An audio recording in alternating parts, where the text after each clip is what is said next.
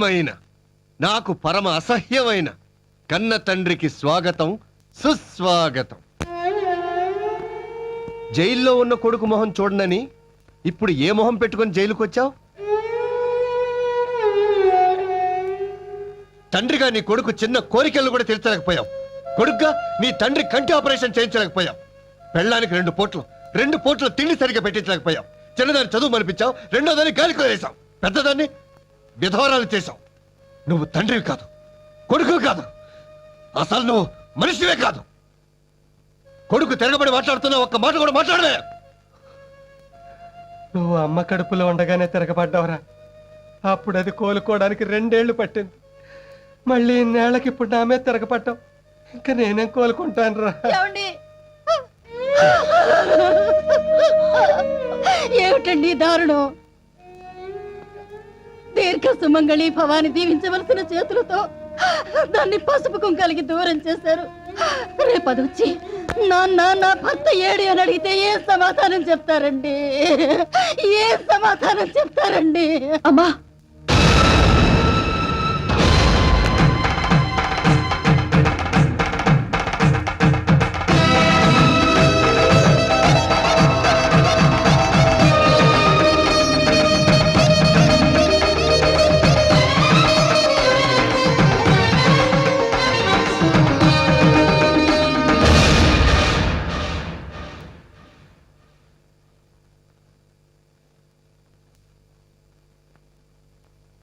ఏంటి నాన్న అలా చూస్తున్నారు? నేను మీ కూతురు ధనలక్ష్మిని. ఏంటమ్మా ఇది? మీరే చెప్పారు కదా నాన్న, మిమ్మల్ని చూడాలనిపిస్తే పుణ్యస్త్రీగా రమ్మని. వాడు బ్రతుకున్నప్పుడు విధవని చెప్పడానికి విధవనయ్యాను. వాడు చచ్చాక పునీతనయ్యానని చెప్పడానికి పుణ్యస్త్రీగా వచ్చాను నాన్న. నాన్న, యాక్సిడెంట్లుగా నీచుని నా మొగుడిని చేసి తప్పు చేశారు. ఇప్పుడు యాక్సిడెంట్ చేసి ఎంతో మంది ఆడవాళ్ల ఉసురు పోసుకున్నవాడి ఊపిరి తీసి నాకు నాలాంటి మరెందరికో ఊపిరి పోసి తండ్రిగా మీ బాధ్యత తీర్చుకున్నారు నాన్న. మీరు చేసిన ఈ మంచి పనికి జీవితాంతం రుణపడి ఉంటాను. అమ్మా, నా గురించి మీరు ఇంకేం బెంగపడకండి. మీ దగ్గరకు వస్తానని భయపడకండి. నాకు చదువు చెప్పారు, సంస్కారం నేర్పారు. ఇక మీ మీద ఆధారపడను. నా నుంచి ఇక మీకు ఉత్తరాలు రావు, మనీ ఆర్డర్లే వస్తాయి. వస్తానమ్మా, వస్తాను గాయత్రి. దీంతో కలిపి మొత్తం 56. ఎత్తాలేవయ్యా మంచి పార్టీ రాగానే హైటెక్ సిటీ అమ్మేసి. What you say? హైటెక్ సిటీ అమ్మేస్తున్నారా? ఎంత? How much? Tell me. Shop. ఎవరు బాబు నువ్వు? My name is Swathimuthyam. Face చూడగానే తెలిసిపోతుందిలే. యా. ఎవరు బాబు ఉంది? పెద్దాపురం. బిజినెస్ పని మీద వచ్చావా? నో, హైదరాబాద్ సిటీలో ఏదైనా ప్రాపర్టీ కొందామని వచ్చాను. ఏం కొంటావు? మా ఆవిడ చీరలు ఆరబెట్టుకోవడానికి చార్మినార్ కొనిపెట్టుకుంది. ఏంటి చార్మినార్ ఎలా కొంటావు నువ్వు? మొన్న అమ్మేత్తని ఏంటే? Oh shit. పోనీ మా ఆవిడ ఒడియాలు అప్పడాలు ఎండబెట్టుకోవడానికి ఏదైనా స్థలం కొనమంది. రవీంద్ర భారతి ఖాళీగా ఉందా? రవీంద్ర భారత అది నాగమేస్తని నీకమిషాడా? ఓ మళ్ళీ షిట్. పోనీ మా ఆవిడకి షూటింగ్ అంటే ఇష్టం. రామానాయుడు స్టూడియో ఖాళీగా ఉందా? ఖాళీగా ఉంటే కొంటావా? నేను కొన్నాక మళ్ళీ నువ్వు కొంటావా? కొను. మాత్రం కొంటావా? కొను. ఓహో, పోనీ నాకు అమ్మడానికి ఏమన్నా నీ దగ్గర? ఉందండి, ఆ బిర్లా టెంపుల్ అమ్ముతాడు, కొనుక్కోండి. లేకపోతే పని చేయండి, అసెంబ్లీ అమ్మేస్తాడు. లేకపోతే గోల్కొండ అమ్మేస్తాడు. అదే అదే అది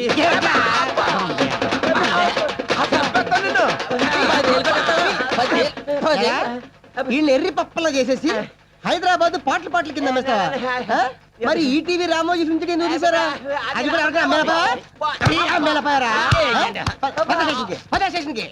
రైల్వే స్టేషన్ కాదు, పోలీస్ స్టేషన్. పోలీస్ స్టేషన్ కా? అంటే మీరు కానిస్టేబుల్, హెడ్ కానిస్టేబుల్ ఆగ్ని జమతాగ్ని. ఏంటే మర్యాద లేకుండా అలా వస్తావు? ఇదే రాజకీయ నాయకులు అయితే వస్తావా? సాల్యూట్ చేసి ఏసీ సూట్ రూమ్ ఇచ్చి కంచం మంచం ఏం చేస్తావు?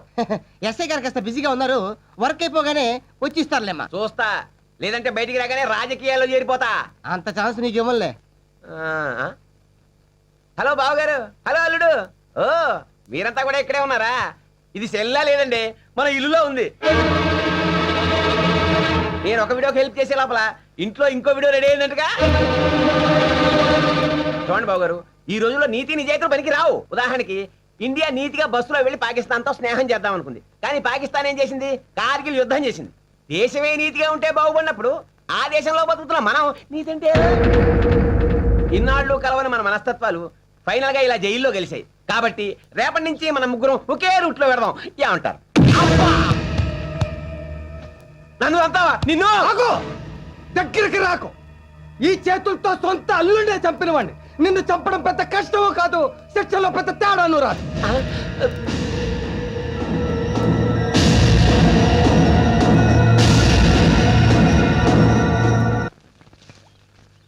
రే పట్టాబే పాప మా గోవిందరావు గారి కుటుంబం గురించి ఆలోచిస్తా ఉంటే బాధ అనిపిస్తుందిరా. అవును, కానీ మనం ఏం చేయగలం? చేయగలరు. దా అమ్మా, అమ్మాయి గారు టూలెట్ రా. ఏంటండి, డబ్బులు ఏమైనా కావాలా? కాదు, నేను మీతో మాట్లాడడానికి వచ్చాను. చెప్పండి. మీరు నన్ను పెళ్లి చేసుకుంటారా? ఏంటి మీరు మాట్లాడేది? ఏ దిక్కు లేని మా ఇంటికి మగ దిక్కు కావాలి. అది మీరే కావాలని మీ దగ్గరకు వచ్చాను. చెప్పండి, నన్ను పెళ్లి చేసుకుంటారా? వద్దమ్మా, మా వాడేదో నీ మీద మనసు పడ్డాడని తెలిసి మేమంతా కేకలేసాం. అవునమ్మా, మీతో మాకు సంబంధం ఏంటి? మీరు క్లాస్ వాళ్ళు, మేము లేబర్ వాళ్ళం. అవును, మేం క్లాస్ వాళ్ళమే. మిడిల్ క్లాస్ వాళ్ళం. లోయర్ క్లాస్ వాళ్ళలాగా కష్టాల్ని ఇష్టపడని వాళ్ళం. అప్పర్ క్లాస్ వాళ్ళలాగా బతకాలని అత్యాశకి పోయి అప్పుల పాలయ్యే వాళ్ళం. మేం మధ్యతరగతి మనుషులం కాదు, మిధ్య తరగతి మనుషులం. మా ఇంట్లో వాళ్ళు రోడ్డు మీద పడకముందే నన్ను మీ కోడల్ని చేసుకోండి మావయ్య. అది కాదమ్మా. మీరింకేం చెప్పొద్దు. నేను బాగా ఆలోచించే ఈ నిర్ణయం తీసుకున్నాను. అయితే ఒక కండిషన్, నేను పెళ్లి చేసుకున్నా కూడా నువ్వు ఉద్యోగం చేయాలి. నీ జీతం నా జీతం మొత్తం మీ కుటుంబానికి ఖర్చు పెట్టాలి. నాది ఒక కండిషన్ అమ్మా, మీ ఇద్దరు పెళ్లి మీ నాన్నగారు జైలు నుంచి వచ్చాకే జరగాలి. ఆ పెళ్లికయ్యే ఖర్చు అంతా మేమే భరించాలి. నాకింత మంచి అత్తవారిలు దొరుకుతున్నందుకు చాలా ఆనందంగా ఉంది. Thank you very much. అత్తయ్య, మావయ్య వచ్చేసారు.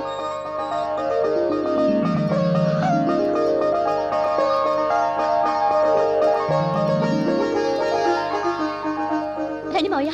గాయత్రి, పార్వతి, మీ నాన్నగారు వచ్చారు. మంచిగా తెస్తా ఉండండి.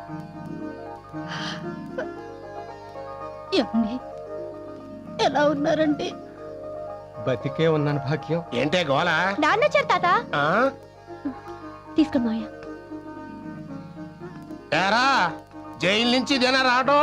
అవును నాన్న. ఏ అప్పుడే వచ్చేసావే? ఇంకా 4 నెలలు రాపోయావా? ఈ లోపల ఇక్కడ జరగాల్సిన శుభకార్యాలన్నీ జరిగిపోయేవి. పోయిందిరా, మన పరువు అంతా చంకరాకి పోయింది. తండ్రి కొడుకులు ఇద్దరు జైలుకి వెళ్ళాక పరువు పోకుండా ఎలా ఉంటుంది నాన్న? అది సరే, బ్యాలెన్స్ పరువు ఏమైనా ఉంటే ఇప్పుడు పోతోంది. ఏమైంది నాన్న? నీ కూతురు పెళ్లి చేసుకోబోతోంది నాన్న. ఎవరు నాన్న? ఇదిగో నీ ముద్దుల కూతురు. గాయత్రికి పెళ్ళా? ఎవరితో? ఇంకెవరితో ఉన్నాడుగా, గత మిడిగుడ్లు వేసుకుని వస్తుంటాడు మన ఇంటికి ఆ లేబరోడు. నువ్వు ప్రేమతో ఉద్యోగం ఇప్పించావు, ఆ రిక్షావాడి కొడుకు. నిజమా అమ్మా? అవును నాన్న. విన్నావుగా, పెళ్లి చేయడం చేతగాన్ని ఇలాంటి దద్దమ్మలకు పుడితే వీళ్ళకి ఇలాంటి దరిద్రపు కొట్టు ఆలోచనలు వస్తాయి. ఇవాళ ఇదేమో ఓ రిక్షావుడు చేసుకుంటుంది, రేపదేమో ఓ ముష్టోడు చూసుకుంటుంది. అందుకే వద్దురా, వద్దు. నువ్వు నాకు కంటి ఆపరేషన్ చేయించద్దు. ఈ దరిద్రాన్ని నేను చూడలేను. రేయ్, రేయ్, నువ్వు నా కొడుకు గాను అసమర్థుడివే, తండ్రి గాను అసమర్థుడివే. ఛీ!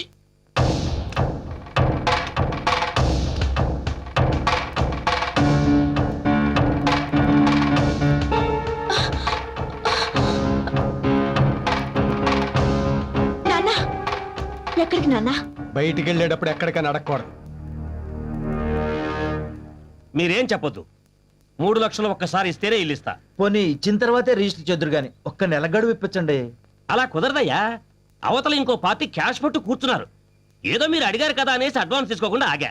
మీకు కావాలంటే రేపు ఉదయం కల్లా 3 లక్షలు తీసుకొచ్చి ఇస్తేనే ఇల్లు మీకు దక్కుతుంది, లేకపోతే ఇల్లు దక్కదు. ఇక మీ ఇష్టం. రండి గురుగారు, రండి. రండి. ఏదో పనిలో ఉన్నట్టున్నారు. టూలెట్కురా. ఏమీ లేదండి, ఆ వీరాస్వామి ఇల్లు 3 లక్షలు బేరం కుదుర్చుకున్నాం. మా డిబ్బీలో 2 లక్షలే ఉన్నాయి. ఈ ఇల్లు అమ్మితే ఓ 70,000 వస్తుంది. మిగతా 30,000 గురించి ఓ నెలాగమంటే కుదరదంటున్నాడు. నేను మీకు ఎంత ఇవ్వాలి? ఇప్పుడు ఆ విషయం ఎందుకులేండి. లేదురా, మీ దగ్గర తీసుకున్న 30,000 నేను ఇచ్చేస్తా. మాకు ఆ ఇల్లు అంత అర్జెంటుగా కొనాలని ఏం లేదండి. కాకపోతే ఆ ఇల్లు బాగుందని కొంచెం ఆశపడ్డాం. మీలాంటి మంచి మనుషులకు మంచి ఇల్లే దొరుకుతుందిరా. మా ఇల్లు మీకు ఎలా ఉంటుంది? మీ ఇల్లా? అవునరా, పెద్ద ఇల్లు. 2 బెడ్రూములు, చిన్న కారిడారు, బోల్డంత దొడ్డిరా. పైగా వాస్తు మంచిది కాబట్టి ఎన్ని కష్టాలు వచ్చినా నా గుండె ఆగిపోలేదు. ఏంటండి మీరు అనేది? నేను మీతో పెళ్లి విషయం మాట్లాడదామని వచ్చాను, కానీ ఇక్కడికి వచ్చాక ఇల్లు విషయం మాట్లాడాలనిపిస్తోంది. రే, ఆ 3 లక్షలకే మీరు నా ఇల్లు కొనుక్కోండిరా. మీ దగ్గర ఉన్న 2 లక్షలు నాకు ఇచ్చేయండి. నేను మీకు ఇవ్వాల్సిన 30,000 పోను, మిగతా డబ్బుకి మీ ఇల్లు నేను కొనుక్కుంటాను. భలే ఊరే, మీరు అసలు మాకు ఏ అప్పు తీర్చొద్దు. రే, నువ్వు జాలిపడి దానం చేసిన మిగతా అప్పులు వాళ్ళు ఊరుకోర్రా. మీరేం చెప్పినా మేము ఒప్పుకోండి. మీరిల్లు అమ్ముకోవడం ఏంటి, మేం కొనుక్కోవడం ఏంటి? ఇల్లు అమ్మేసి నేనేం చెడిపోవట్లేదమ్మా, ఇంకో ఇల్లు కొనుక్కుని నేను బాగుపడుతున్నాను. ఊరుకోండి గురుగారు, ఇదిల్లేంటి? 4 ఇటుకలు 4 కర్రలతో వేస్తాను. నా స్థాయికి ఇదే కరెక్ట్ రా. ఈ ఇల్లు చాలా చిన్నదై గురు. అందుకే కావాలంటున్నాను రా. ఇల్లు ఎంత చిన్నదైతే అంత చిన్నవి అవుతాయిరా. మా కోరికలు, ఖర్చులు ఇలాంటి ఇంట్లో ఉంటే చుట్టాలు రారు, కరెంటు ఖర్చు, ఇంటి పన్ను తక్కువైపోతుంది. నా ఇల్లు మీకు అమ్మి మీ ఇల్లు నేను కొనుక్కోవడంలో ఇంకో స్వార్థం కూడా ఉందిరా. నువ్వు నా ఇల్లు కొంటే నాకంటే నువ్వు ఉన్నోడివి, గొప్పోడివి అవుతావురా. అప్పుడు నా కూతురు నీకు ఇచ్చి పెళ్లి చేస్తే గొప్ప సంబంధం తెచ్చానని నన్ను అందరూ మెచ్చుకుంటారా. నా కూతుర్ని పెళ్లి చేసుకున్నాక కోడలు వచ్చిన వేళ కొత్త ఇల్లు కొన్నారని 10 మంది చెప్పుకుంటే నా 3వ కూతురు కూడా మంచి సంబంధం వస్తుందమ్మా. ఎంతకాలం ఏది కావాలన్నా అడగకుండానే ఇచ్చారు. ఇప్పుడు అడుగుతున్నాను. ఆ 2 లక్షలు ఈ ఇల్లు నాకిస్తే నా అప్పులు, అవసరాలు తీరి నా కష్టాలన్నీ గట్టెక్కుతాయి. దయచేసి కాదనకు దేవుడు.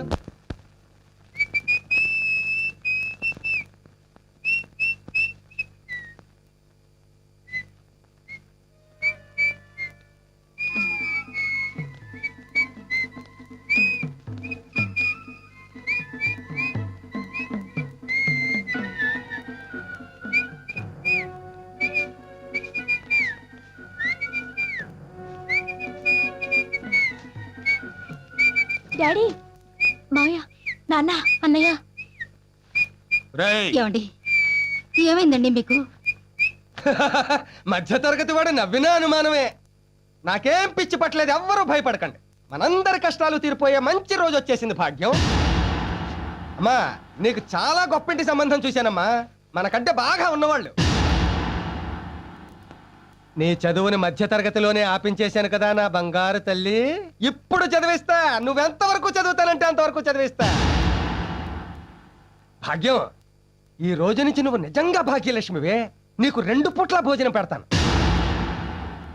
నానా, తొందరగా రెడీ అవ్వు. ఈవేళ నీకు ఐ హాస్పిటల్ ఆపరేషన్ చేస్తాను. ఏమిట్రా ఇదంతా? కొంపదీసి లాటరీ తగిలిందా? అవును, కొంప తీసే లాటరీయే తగిలింది. నిజంగానా? ఎంత? అన్ని వివరంగా తర్వాత చెప్తాను. ఏవే, నాన్న 4 జతల బట్టలు సర్దు. నా బతుక్కి 4 జతల బట్టలు, విప్పుకోవడానికి ఒకటి, కట్టుకోవడానికి ఒకటి, 2గా ఏడిసినాయి. అయితే కొత్తవి కొందాం. ఏయ్, ఇదంతా చూస్తుంటే నాకేదో భయంగా ఉందిరా. డోంట్ వర్రీ, ఓ గొప్ప వ్యక్తి సాయం వల్ల మన కష్టాలు మొత్తం గట్టెక్కుతున్నాయి. గొప్ప వ్యక్తి ఎవరు? దేవుడు.